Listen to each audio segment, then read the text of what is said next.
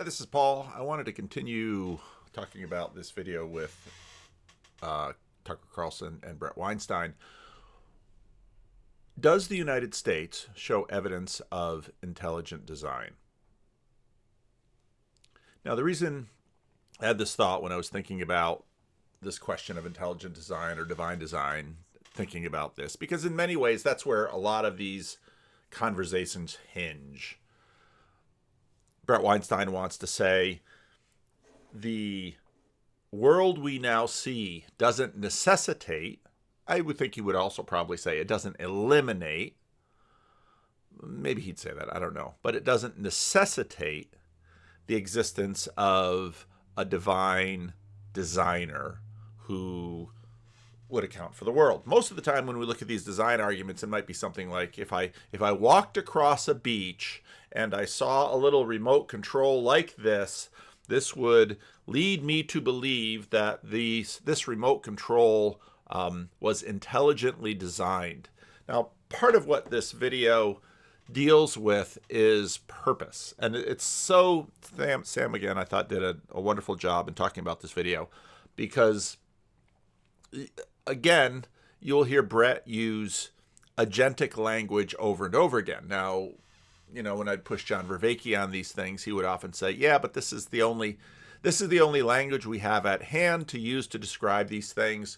We can't be expected to imagine that there is an agentic creator with purpose and purposes in mind behind the universe just because that's the only language we have that adequately describes it.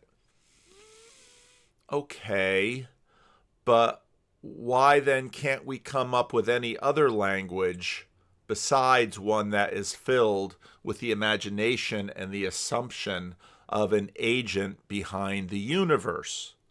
In fact, there were a number of points in this video where Brett uses terms. One, I can't think of the word right now to basically keyword the search, but where Brett basically articulated something as argument against any agency, but basically used a Platonic reference that something instantiated an above formal cause. And, you know, after all of the conversations over the years, I can't but see Jonathan Peugeot sort of in the background smiling with something like that, because it's the only way we can talk. Even though we've tried to convince a generation that there isn't purpose through it. And again, I think Sam's video really nicely treated that. They get to a point here in this video where they talk about morality with respect to voluntary self-sacrifice.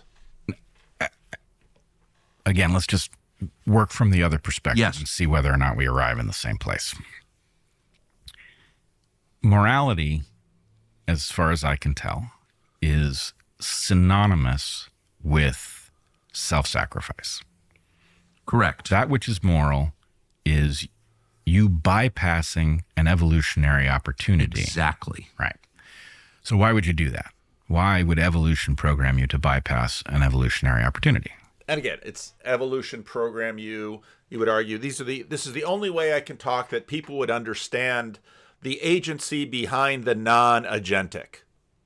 And again, it would be, you began this conversation with respect to parsimony, and this is very much what what Tucker Carlson presses him on.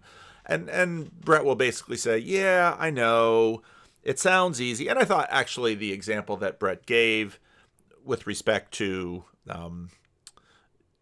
the complexity behind the words, let's say, it sounds easy verbally if you say God did it, but there are other particularities and complexities that will roll out as a result of that. And I think that's true. And this is why I wanted to think about this question, because I thought, okay, when we come across this, we say, oh, there was intelligent agency behind the creation of this little remote control. And almost everybody in the world would say that. We would say that this didn't arise naturally. And again, we're sort of barking up the tree of C.S. Lewis's book, Miracles. But that's not really this is not a great analogy for the argument for design. We might instead imagine the question, when we walk around the United States, do we imagine that the United States had an intelligent designer or a group of intelligent designers, or perhaps even, let's say, an intelligent spirit designing it? Now, right away, the first thing that you think of is, well, but wait a minute. When we think about all of creation and the complexity of the animal kingdom, the sun, the moon, and the stars, etc., the universe is far, far larger than the United States. True. That's very true.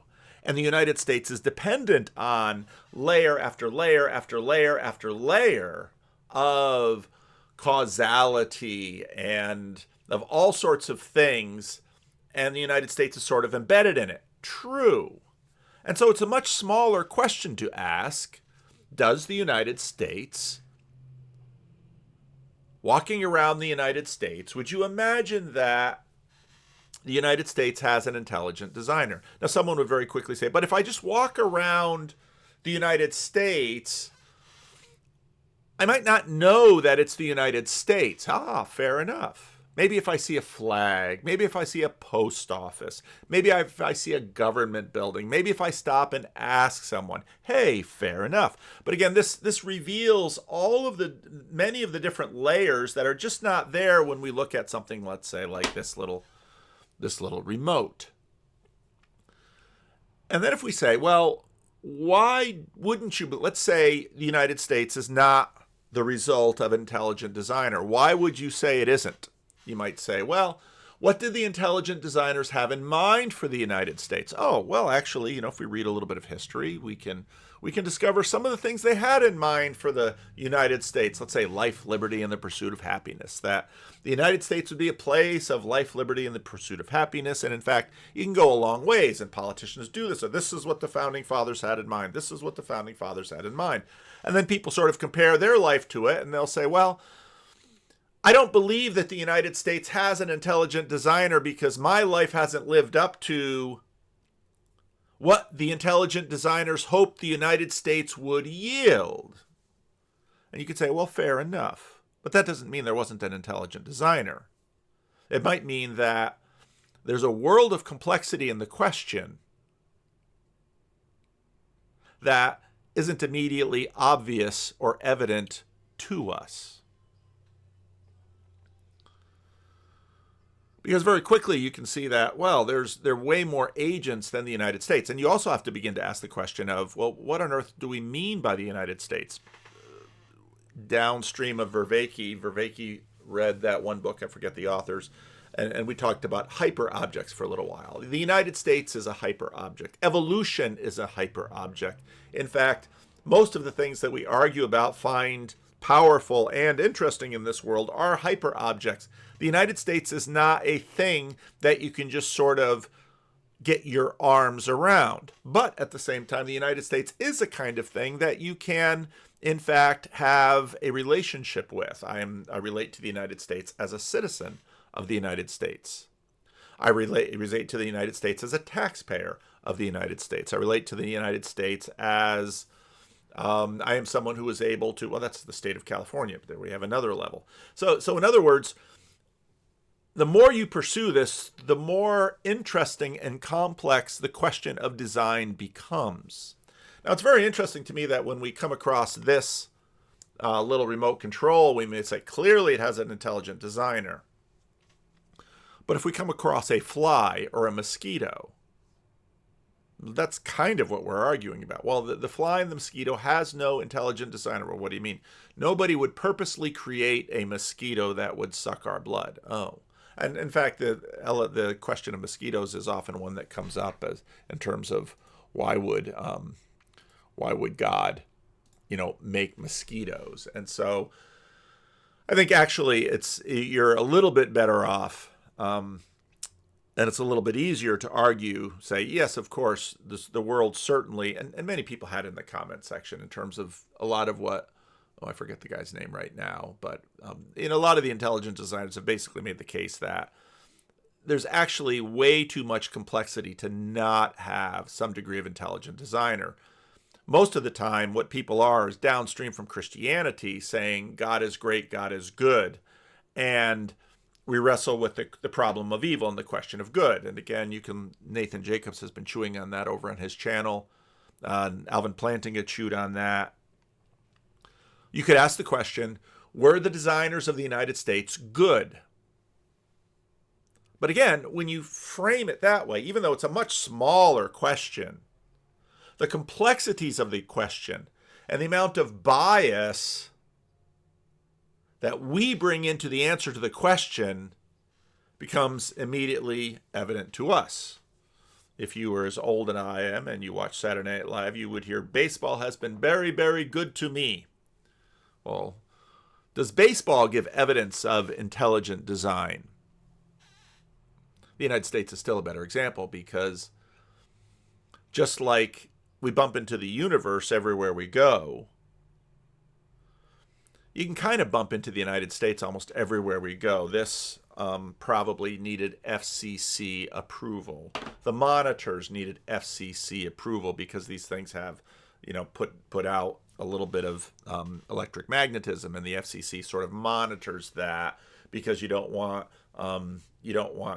devices that are sort of giving off pollution in those spectrums, even though we don't know it, but your monitors know it. And the frequency of your microwave versus your Wi-Fi, and you bump into these things. And so in fact, you bump into the United States all the time, and you might have ideas about how good or bad the United States is, and you might have ideas about how intelligent the designers were or not. But one of the things you realize is that, wow, we've had 250 years almost of United States history, and we've had a whole lot of little sub-agents in between, and we've had a lot of other things in between. Now, of course, when you come to, let's say, God, well, okay, then you have to immediately grapple with the question, well, what kind of God are we talking about? And in all fairness, again, it was Sam who had made the comment to me once about, Brett's God is sort of reminds me of the Gnostic God. And if you listen to Alex O'Connor, you can very quickly broaden the range of what on earth we mean by God, or sufficient gods or deficient gods, based on the workings of the universe. And we might say, well, maybe the United States was put together by lesser gods. And in fact, Americans don't call them gods at all. But then again, you have the question of what do you mean by a god, especially in a polytheistic pagan context, and then the founding fathers and demigods and some things like that. But I think the question just bears, the question is productive, because it very quickly begins to open up new vistas, mostly in terms of the biases that we bring to the question. And Tucker Carlson says, well, I think it's just obvious. And Brett's like, well, I don't think it's obvious at all, in fact.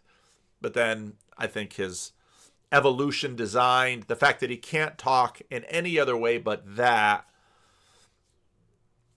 shows the difficulties in his position as well. Now, I thought actually Eric in a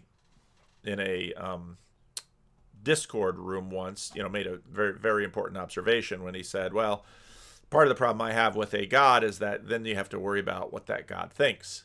And that's actually a very astute answer, because what that recognizes is that once there is an agent who created this with purpose and intentionality, the purpose and intentionality that creator had is quite germane on many levels. You can think about that again in terms of the United States.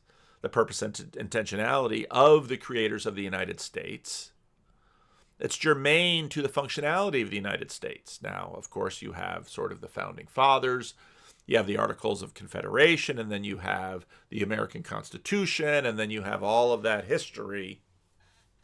And so, again, does the United States show evidence of intelligent design? And if you just sort of sit and ponder that question, it does get very interesting. I didn't have a lot of time to make a video. I might have time in a few minutes to make a second video, but I thought had that idea this morning and I wrote it down, and I thought this is worthy of just kind of putting out there because I'm really curious to hear how you would answer the question. So there it is.